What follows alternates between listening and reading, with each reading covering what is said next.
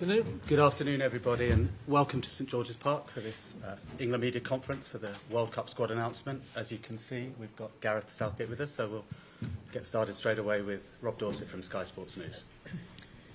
Gareth, nice to see you on a big day.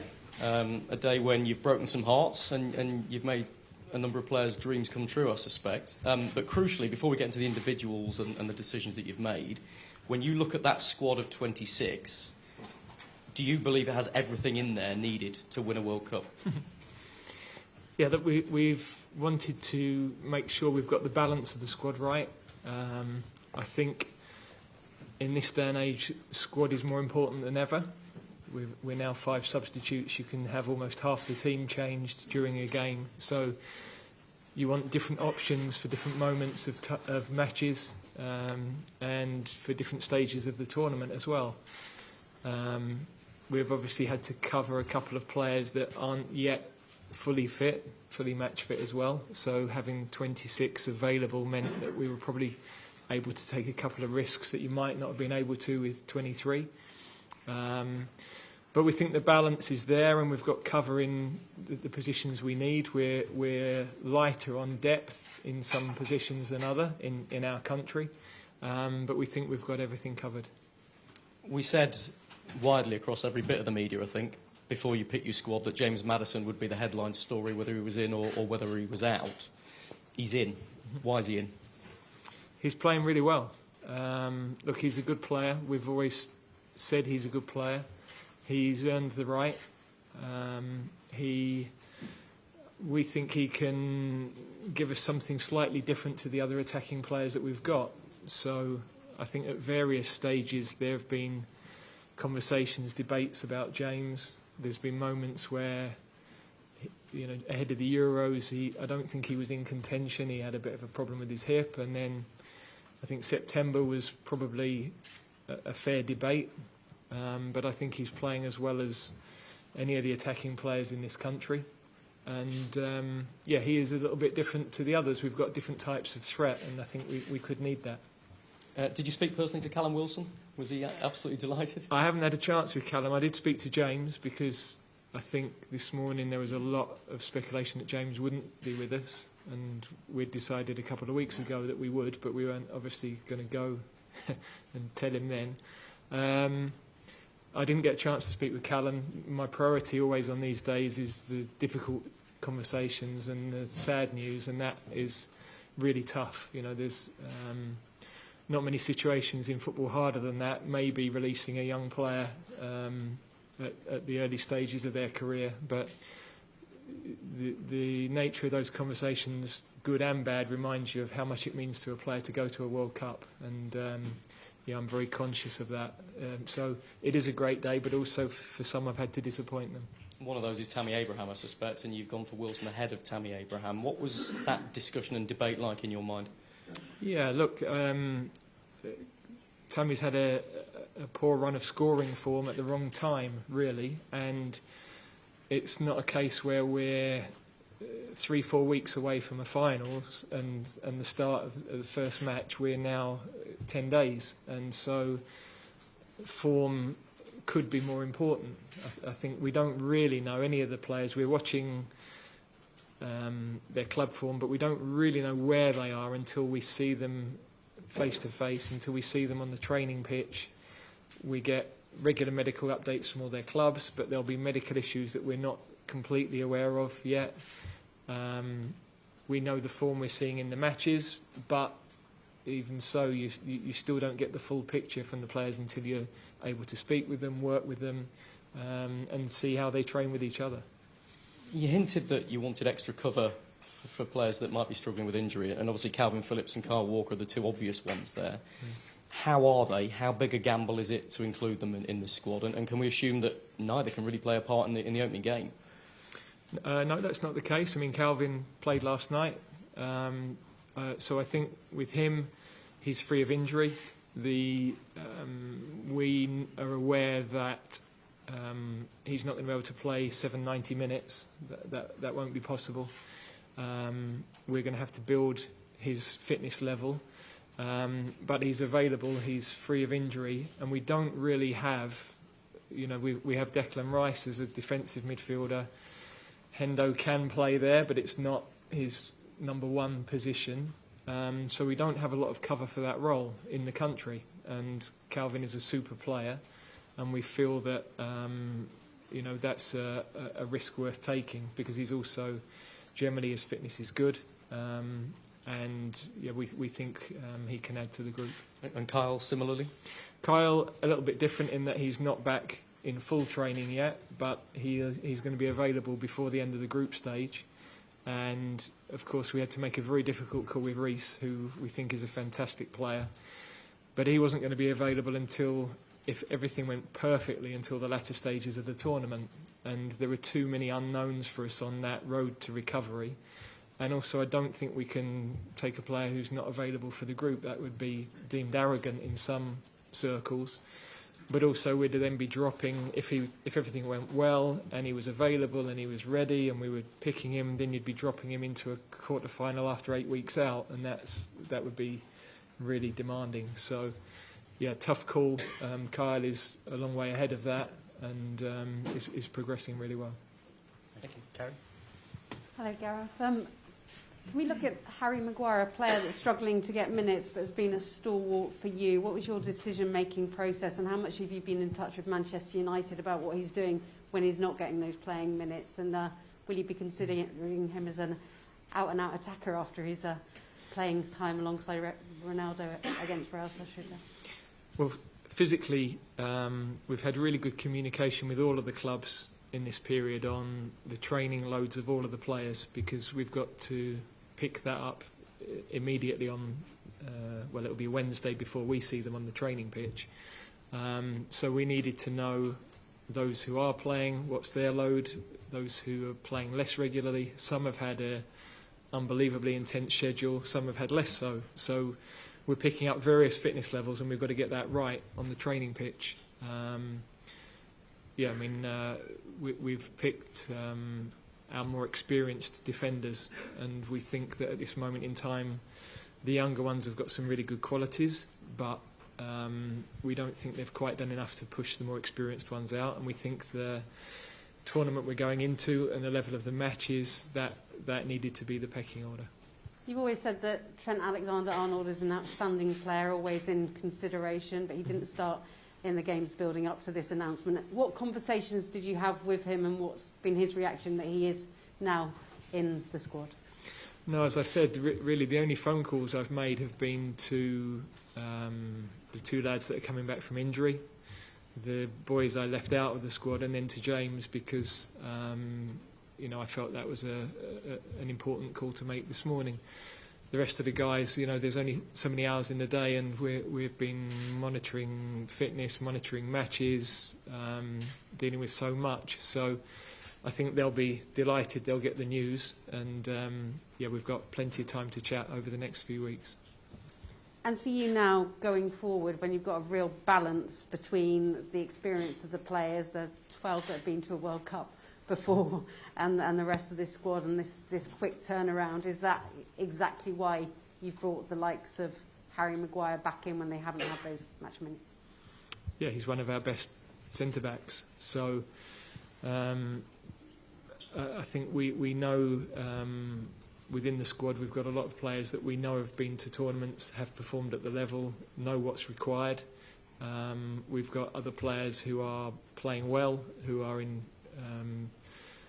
form right at this moment, and we've got to balance all of that when we're picking our team. You didn't call up James Maddison in the last camp, hasn't played for a few years now for England. Mm-hmm.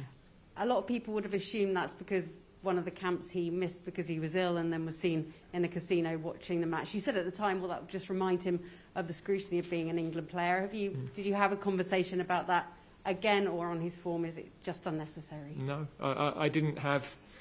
Look, that was unfortunate from his perspective, in that it became a bigger issue than it was for me, because of you end up in the papers. Nobody likes that. I live with it every day, so I don't take any notice of it. But for me, that wasn't the drama that it seemed to be for everybody else. He's always been up against some really good players in that area of the pitch, and there's been moments where we were playing 4-3-3, no number 10 type profile, and that didn't necessarily fit. But he's, as I said earlier, he's playing exceptionally well. We like the fact that he finds those pockets of space, he gets turned, he plays forward. Not enough players play forward in this day and age. And of course, his set play delivery is outstanding. And he can score goals from distance, which against low block defences is another attribute that is a little bit different to some of our other players. Thanks, Kerry. We'll go to John Murray from the BBC. Hiya, Gareth. You got me? Yeah. Can you give us a flavour of what James Maddison's reaction was when he answered and you told him the news? Yeah, he was delighted, and as I said, I had some very difficult calls that were emotionally at the other end of the spectrum. So, yeah, it was nice to give myself a little bit of an enjoyable end to that, because I'm excited about going to a World Cup. It's my 4th, and that's a privilege and an honour. And all of those calls, the difficult ones and the really enjoyable ones, were a reminder of what it means to the players. And what would you say this 26 that you've chosen this time has got that makes it stand out from the other 2 big squads you've picked for the World Cup and the Euros? Well, I think they've all been good squads. I mean, in 2018 we were at the start of something where we hadn't won a knockout game for 10 years, and there was a little bit less experience perhaps within the group of big matches. I think this is similar in terms of its standing to the group that went to the Euros, and yeah, of course, within that period of time from the start to the end of that, some players have moved on age-wise, some players haven't progressed in the way they might have done. New players, young players have emerged that have given us great competition for places in most areas of the pitch. So we're excited by the group. We think there's a lot of exciting talent within it, but the whole group have got to come together. There's a lot of challenges. It's a unique situation for everybody, this tournament, the timing of it, and the obstacles just to get to this point medically as much as anything. So we've got to adapt better than everybody else in this coming period. Thanks. Go to Jennifer at the front. Hi, Gareth. Have the FA and the players come to a collective decision about what you will do or say if members from the LGBTQ plus community are victimised in any way during this particular World Cup? And as a follow-up question, Iran is your first match at this competition. They have been supplying the likes of Russia with weaponry. Should they be at this World Cup? So regarding the LGBT community, we stand for inclusivity, and we're very, very strong on that. We think that's important in terms of all our supporters, and we understand the challenges that this tournament brings within that. If it wasn't for the strength of that community, we wouldn't be women's European champions. So it's very, very important to us. With Iran, that's a political situation that I don't know enough about to be able to comment. So those decisions have to be taken by governing bodies, and I can't comment with enough authority to give you a really considered view. FIFA have asked that nations don't talk about anything other than football when the football starts. Will you be going along with that? I think that's highly unlikely. I think we have always spoken about issues that we think should be talked about, particularly the ones we feel we can affect. I think contrary to one or two observations in the last few weeks, we have spoken in the same way that other nations have spoken about this tournament and the human rights challenges. We've been very clear on our standpoint on that. I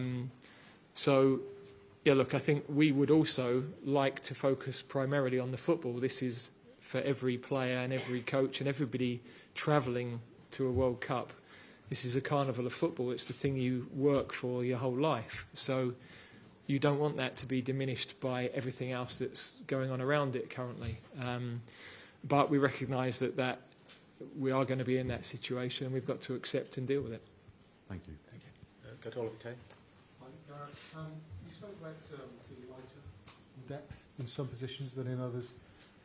Is it fair to say that midfield is one of those, and is it a disappointment that you haven't had a lot of young midfielders or midfielders of any type emerging as real strong candidates for this squad? Well, to be fair, Jude has obviously emerged more in the last 2 years or 18 months since the Euros. I mean, we put him in at 17, 18. So, but look, everybody says we've got enormous depth, but we're 31% of the league last year. So I know I talked about that periodically 3-4 years ago. I think because the team have done well, that has masked that we've only got 4 English goalkeepers playing in the Premier League currently. Left backs, there aren't many playing. We've got an unbelievable injury list of fullbacks at the moment, left and right, quite incredible. And yeah, sort of number 6, if you like, defensive pivot midfield player, is also light in terms of actually developing that position in our country. So, you know, Declan is really a converted defender, and Calvin is sort of slightly converted as well. So, yeah, we haven't produced that type of player for a long time, and it's something that, you know, our academies, you know, I think could focus on. But that's, you know, that's for the longer term. We've got the players we've got. We're happy with the squad we've got. We always have to find a way of playing to the best attributes of the players we've got, and we can be exciting and dangerous, even though we don't have those types of profile of players. And Antonio Conte was saying last night that Harry Kane is tired, exhausted. I'm sure he is. Yeah. Is that a concern for you? Not well, particularly with Harry, but with all the players that a lot of them do look tired or are carrying injuries. Yeah. Look, again, I think I've stood here several times in the last year and said this World Cup. Everybody said this World Cup being in the middle of the season would be better for us, and I said we would lose players. Sadly, that has been the case. The schedule is what it is, but we've got to refresh the players. We've got to excite them when they get through the door. We've got a period of time where we won't set foot on the training pitch when they arrive because we'll travel on Tuesday. So we have got some that need to train. And we've got some that will benefit from a few days of doing nothing but get excited about playing for England, frankly. So we can only manage that when the players are with us. We understand the challenges for the clubs now and after the tournament, and we've just got to make sure we focus on the bits we can control. Take one there. What have you learnt from the Euros that you can take into the World Cup? And why did you decide not to select James Ward-Prowse? Yeah, with James, he's really competing profile-wise with Bellingham and Henderson, maybe to a lesser degree Gallagher. I don't see him in the same profile as Rice or Phillips. They're different types of players. He's just behind those guys, frankly, and it's as simple as that. Now, we've still got another round of games to get through, so I've spoken with a few of the players to say that things can still change over the weekend. From the Euros, there's loads of things we've learned, loads of things we did right, loads of things that actually won't apply in this tournament because it's a different time of the year, it's more condensed, we don't have warm-up games, we're going to be playing in different conditions heat-wise. So you're always learning from every tournament, but also there are unique things around every tournament as well, and we've got to make sure that we weave all of that together. And have you spoken to Ben White? His inclusion? No, the only people I've spoken to are the ones I've already mentioned, but I would imagine, I hope he's very excited about being involved. Thank you. Go to James Ollie from ESPN. Hi, Gareth. Just following on from what you just said there, could you give us a bit more detail about the standby? Is there a sort of a formal standby list? No, we had to name basically every English player that was available on a long list. There are some conversations I've had with players in the last couple of days where clearly they're going to be the next ones in their positions. But then we just don't know what might happen in the next few days. You know, I think there are 2 left backs that got injured last night, for example. So we've got to be fluid, adaptable, and ready for anything, really. Just on that, how stressful is this weekend going to be for you with these games? Not for me. There's nothing I can do about it. So, you know, watching the matches unfold, you're always intrigued to see how the tactical games are going, the performances, the results, the form of the players, of course. But we can do nothing about the injuries. That's out of our hands. We've already been hit in that way. It could happen again. But we've got to adapt. We've got good players to come in, and it'll be opportunities for others if we lost people. Thanks, James. We'll take one here. Just on the side here. Hi, Gareth. Considering where the World Cup is this year and some of the issues that have been documented in Qatar, will England be taking the knee on a worldwide stage, you know, to support and get behind some of the black and mixed race players? Yeah, that would be a discussion we have with the players when we get into camp. And I'm always supportive of what they want to do. I have a view, but I don't want to influence them too much because I think it's important that they have a voice and they have a say in that. Okay, thank you. I can't see any more hands. So, sorry, we've got Jack Pitbrook from Athletic. Hi, Gareth. You've talked in the past about seeing Maddison as a number 10 and the implications that had for the formation that you might play. Can we read anything into his selection into the formations you might use in Qatar? Well, he is obviously playing from the right for Leicester. His best work is in that 10 slot. That's where he ends up. So how he ends up there is different. I think we've got to be flexible on our systems because everybody's always pushing, do you know your best team sort of 8 months from a tournament? And I've always said we've got to be fluid because you just don't know who you'll have. We can't recruit like you would at a club to a set system. And even, you know, there are only probably a couple of teams in the league that have been able to stick with a preferred system of play and exact style of play this season at the top end. Even some of the biggest teams have had to change because injuries have provoked them into changes of system. So we've always had that flexibility. We think it's important. We've got to look at who our best players will be, and also, you know, where are the flaws in the opponent to be able to exploit them. Thank you. Rob, do you want to come back in for the last one? Gareth, there's actually one final one about Conor Gallagher, who was a little bit of a surprise to us, but that's because we know James Ward-Prowse is so well known to you and so well established. What does Conor offer? How do you expect to use him? Because he's a little bit more forward-thinking than the defensive midfielders you perhaps talked about.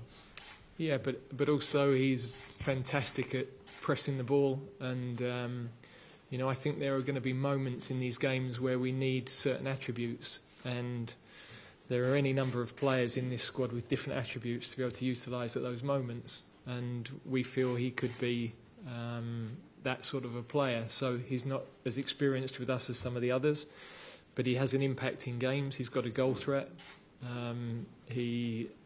He's, you know, when you talk about midfield players, you look at, do they stop goals, do they create goals, do they score goals? He does a little bit of all of that, actually. So we were really pleased with the way he responded to being left out of our squad, went with the under-21s, performed really well. His mentality was excellent, and it's a great example that if you approach it in that way, there's always a route back with us, and he's managed to achieve that straight away. Thank you. We'll go to Matt Reid. Hi, Gareth. So a number of our players are short of their top form at the moment, and short of their top form with England from recent performances or fitness. So how are we going to transform that over the coming weeks before the first game, and how key will the group stages will be in building that confidence and building that form, essentially? Yeah, I mean, look, form can be temporary, but you know that's a very individual thing, and the key is the work on the training pitch. We don't have a long time to do that. So we've got to see very quickly how people present. We've got a pretty good idea of where people stand at the moment, but there's opportunity here because there are players who are in good form who could push their way into the starting 11, and we're not steadfast on an 11. I think there are some players that we're pretty certain next week will be in that starting team, but there are a number of positions that we want to have a look at and to see exactly how people present. Part of that is this schedule that they're coming in off as well, because some have played every 3 days for the last 5-6 weeks, and we just don't know what the impact of that's going to be. Thank you, and we'll finish with one from Gabriel. Thanks very much, Greg. Gareth, 21 of the 26 named were in the original Euro squad. What does that tell you about the foundation you've got, and is the best yet to come from a group you know so well? Yeah, I think that if you get to the final of a competition 18 months ago, there should be a fair amount of stability in terms of what that group were capable of on the biggest stage, but also room for people who are playing well to come into the group. And we've always tried to work that way. I think you've got to...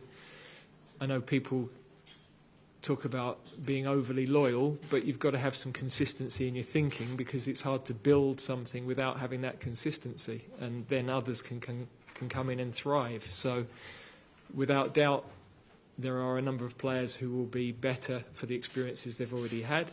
The key now is that we have to show that on the biggest stage. It also says that it's been hard to break into this squad. Well, no, I would argue that across 18 months 5 is quite a big turnaround, because there's only Connor in terms of young ones who's come in, I think, into that. I'm trying to think back 18 months. We've looked at one or two others. There was a period where Emil Smith-Rowe had a go and was playing really well. We've sadly lost him. Obviously, we've lost Reece, but Reece was with us in the Euros. So and Ben. But yeah, look, I think most international or most teams across a period of 18 months wouldn't change much more than 4 or 5 players. Okay, thank you. We'll leave it there. Thank you, Gareth. Thank you, everybody, and we'll see you in Qatar. Thank you.